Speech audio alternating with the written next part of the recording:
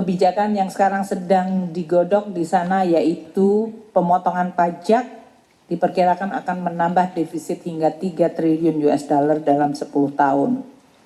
Reaksi market adalah US Treasury yield dari Amerika Serikat mengalami kenaikan, saham di Amerika Serikat mengalami koreksi, dan nilai tukar Amerika Serikat mungkin cenderung dalam posisi agak melemah.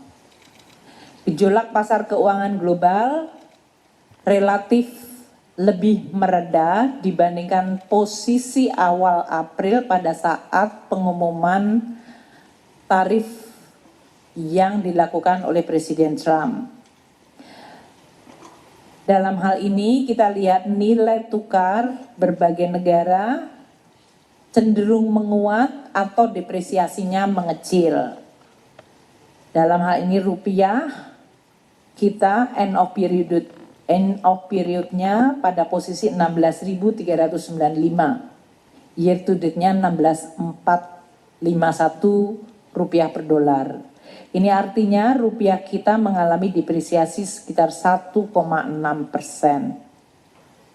Gitu ya. Untuk stok atau saham, tunggu sebentar.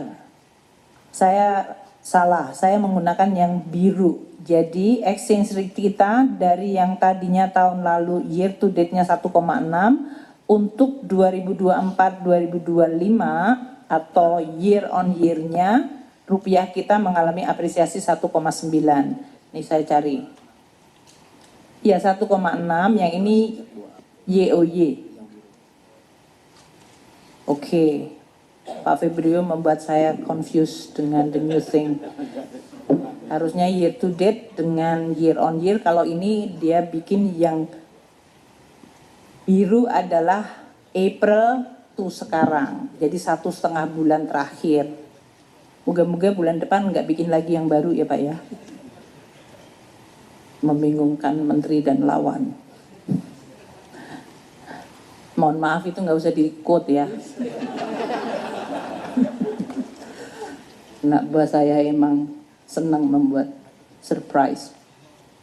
Jadi bacanya adalah exchange rate kita year to date Januari ke akhir April adalah 1,6% depresiasi. Yang biru adalah sejak retaliasi tarif diumumkan hingga bulan Mei tanggal 21 terjadi apresiasi. Makanya ini koreksi dari depresiasi year to date, tapi dalam 1,5 bulan terakhir mengalami apresiasi. Sementara untuk saham kita, dua-duanya mengalami positif. Year to date-nya naik 0,9, sedangkan 1,5 bulan semenjak retaliasi tarif diumumkan, terjadi lonjakan harga saham 9,7%. Dan government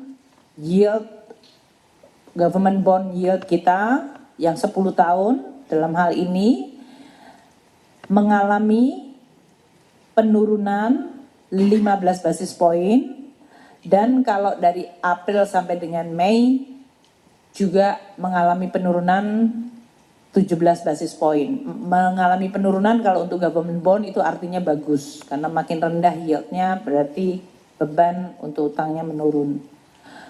Yield SBN kita posisi 21 Mei adalah 6,8. Itu artinya 223 basis point spread. Betul ya Pak Minto? Ya.